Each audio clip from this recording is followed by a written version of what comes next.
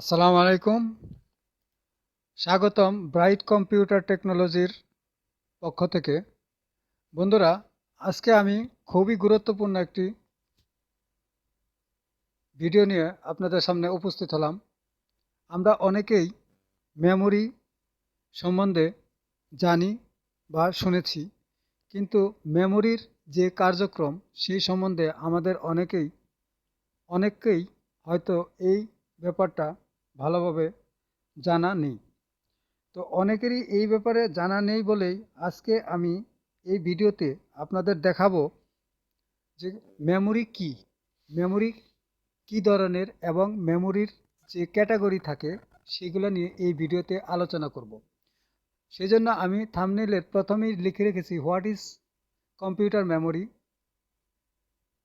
তো কম্পিউটার মেমোরিটা কি, সেই জিনিসটা আমরা আজকে এই লিসনে শিখব।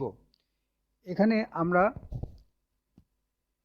মেমোরি সম্বন্ধে কয়েকটি ভিডিও আপনাদের সামনে হাজির করব। সেই ক্ষেত্রে এই লিসনটি আমরা লিসন নাম্বার 1 দিয়ে রেখেছি। তো চলুন দেখা যাক হোয়াট ইজ কম্পিউটার মেমোরি। তো কম্পিউটার মেমোরি কি, তা আমরা এই যে সামনে যে একটি পিকচার দেখতেছি মেমোরির, এটি হচ্ছে মেমোরি। এটি কম্পিউটারে ইনস্টল করা হয়। এই মেমোরিগুলো কয়েকটি ক্যাটাগরিতে হয়ে থাকে। যেমন নেম অফ মেমোরি আমি লিখে রেখেছি। তো কম্পিউটার অনুযায়ী, জেনারেশন অনুযায়ী এই মেমোরিগুলার কিছু নাম আমরা জানি। যেমন ধরেন DDR1, DDR2, DDR3, DDR4, DDR5, এরকম কিছু ক্যাটাগরি আছে। জেনারেশন অনুযায়ী সেইগুলা ওই বুটগুলায় ইনস্টল করা হয়। এখন চলুন দেখব যে মেমোরি কি ধরনের, মেমোরি কয় প্রকার। মেমোরি হচ্ছে দুই প্রকারের, একটি হচ্ছে প্রাইমারি মেমোরি আর একটি হচ্ছে সেকেন্ডারি মেমোরি। তো প্রাইমারি মেমোরিটি কি? প্রাইমারি মেমোরি যেমন র্যাম, রোম। সেকেন্ডারি মেমোরি হচ্ছে hard disk, CD ROM, pen drive. এখন মেমোরি শব্দটা আমরা এই যে বললাম, তো মেমোরিটা কি? মেমোরি হচ্ছে স্মৃতি। এই স্মৃতিগুলোর মধ্যে, যেমন ধরেন আমাকে কেউ বলল যে কালকে তোমার এই কাজটি করতে হবে, তার মানে কি আমার মনের ভিতরে ওর কথাটি গেঁথে গেল যে আমার এই কাজটি কালকে করতে হবে। তো এটা আমার মনে রাখা, এই যে স্মৃতি, এই যে ব্রেনের ভিতরে যে একটি কাজ করা, এই কাজটাকেই মেমোরি বলে। আর কম্পিউটারের মধ্যে মেমোরিকে আবার দুই ভাগে ভাগ করছে, যেমন প্রাইমারি মেমোরি এবং সেকেন্ডারি মেমোরি। তো প্রাইমারি মেমোরিকে আবার দুই ভাগে ভাগ করা হয়েছে। যেমন ধরেন র্যাম, রোম। র্যাম কি? র্যাম রোম দুইটা মিলেই কিন্তু মেমোরি। এখন র্যাম কি? What is RAM? র্যামের ফুল ফর্ম হচ্ছে র্যান্ডম অ্যাক্সেস মেমোরি। অর্থাৎ আমরা স্বাধীনভাবে যা অ্যাক্সেস করতে পারি, স্বাধীনভাবে আমরা কাজ করতে পারি, সেটাই হচ্ছে র্যাম। আর রোম হচ্ছে রিড অনলি মেমোরি, যেটা শুধু আমরা পড়তে পারি। তার মানে আমরা পড়তে পারি, এটাকে ডিলেট করতে পারবো না, ডিলেট অথবা মুছতে পারবো না। এটাকে আবার অন্য কোনো কিছুই করতে পারবো না, আপডেট টাপডেট কিচ্ছু করতে পারবো না, শুধুমাত্র আমরা পড়তে পারবো। আর র্যান্ডম অ্যাক্সেস মেমোরি, সেটাকে আমরা ডিলিট করতে পারবো, মুছতে পারবো। যেমন ধরেন আপনারা ওয়ার্ডে যদি কোনো কাজ করেন, একটা লেখা লিখলেন, ভুল হয়ে গেছে, আবার ডিলিট করে দিলেন, আবার লিখলেন, এটাকেই, এটা হচ্ছে র্যামের কাজ। আর রোমের কাজ হচ্ছে শুধু পড়া, যেটা আপনার ফিক্সড করা থাকবে, ওই ফিক্সডটা শুধু আপনি দেখতে পারবেন, পড়তে পারবেন। আদারওয়াইজ এখানে আপনি এটাকে এডিট ডিলেট কিচ্ছু করতে পারবেন না। এটা হচ্ছে রুমের কাজ।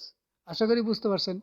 এখন হচ্ছে সেকেন্ডারি মেমোরি। সেকেন্ডারি মেমোরি কি? Hard disk. যেমন আপনার কিছু তথ্য আছে, এই তথ্যগুলো আপনি সংরক্ষিত রাখবেন। যেমন আমাকে বলা হলো যে কালকে তুমি এই কাজটি করবা। তার মানে কি, কাল যখন আসবে তখন আমার এই কাজটি করতে হবে। এটা আমার মনের ভিতরে সেভ করে রেখেছি, মানে সংরক্ষিত রেখেছি।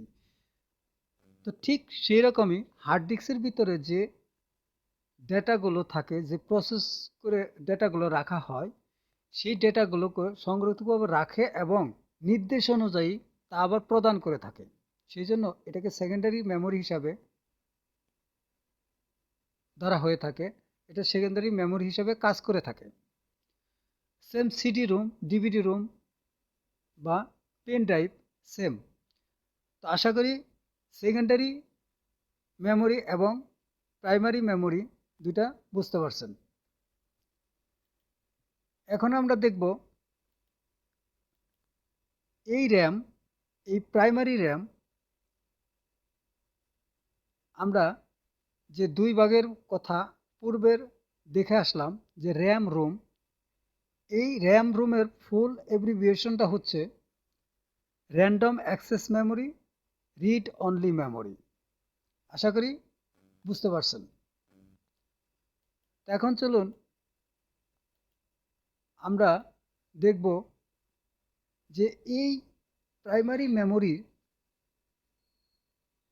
র্যাম রুমকে আবার দুইভাবে আমরা বুঝে থাকি। যেমন পূর্বের উদাহরণ অনুসারে যদি বলে থাকি যে আমাকে বলা হয়েছে কালকে আমি এই কাজটি করব, আবার এমন যদি বলা হয় যে কালকে এই কাজটি তুমি করলেও করতে পারো, না করলেও সমস্যা নেই। তার মানে কি, আমি করতে পারি অথবা নাও করতে পারি। এই জন্য র্যামের যে কাজটি হয়, র্যান্ডম অ্যাক্সেস মেমোরির যে কাজটা হয়, সেটা হলো ভোলাটাইল মেমোরি বলা হয় এটাকে। আর রোম যেটা যেটা স্থির থাকে, সেভ অবস্থায় থাকে, এবং সেটা নির্দেশনা কখনোই আমি ইচ্ছে করে যদি এটাকে মুছে না ফেলি, ডিস্ট্রয় না করি, তাহলে এটা মুছবে না। যার জন্য রোমকে বলা হয় নন ভোলাটাইল মেমোরি। তো এখন এই মেমোরির দুইটি অংশ। প্রথম হচ্ছে র্যাম রুম, দ্বিতীয়ত এই র্যাম রুমের আবার দুটি কার্যকরী ক্ষমতা যেটা আমরা বুঝে থাকি, সেটা হলো একটা হচ্ছে স্থায়ী আর একটা হচ্ছে টেম্পোরারি, অস্থায়ী। তার মানে ভলাটাইল হচ্ছে টেম্পোরারি আর নন ভলাটাইল হচ্ছে স্থায়ী। আশা করি বুঝতে পারছেন। র্যামের এই যে বিশ্লেষণটা, এই বিশ্লেষণ অনুযায়ী যদি আপনারা বুঝে থাকেন, প্র্যাকটিস করে থাকেন, বোঝার চেষ্টা করেন, তাহলে পরবর্তী যে লিসনগুলো আমরা দিব, সেই লিসনগুলো আপনারা অতি সহজেই বুঝতে পারবেন এবং র্যামের কার্যকারিতা সম্বন্ধে আপনারা বুঝতে পারবেন। এরপরে আমরা পরবর্তী ভিডিওতে যেটা আমরা দেখব সেটা হচ্ছে র্যাম কত পিনের, র্যামের ভোল্টেজ, এইগুলো সব বলতে আমরা দ্বিতীয় লিসনে শিখব। আশা করি এই ভিডিওটি আপনাদের অনেক উপকারে আসবে। এইভাবে আপনারা শিখলে পরে আপনারা হার্ডওয়্যার সম্বন্ধে অনেক ধারণা পেয়ে যাবেন এবং অর্জন করতে পারবেন। তো বন্ধুরা, আমার এই ভিডিওতে যদি সামান্যতম উপকার হয়ে থাকে, তাহলে অবশ্যই লাইক করবেন, কমেন্ট করবেন।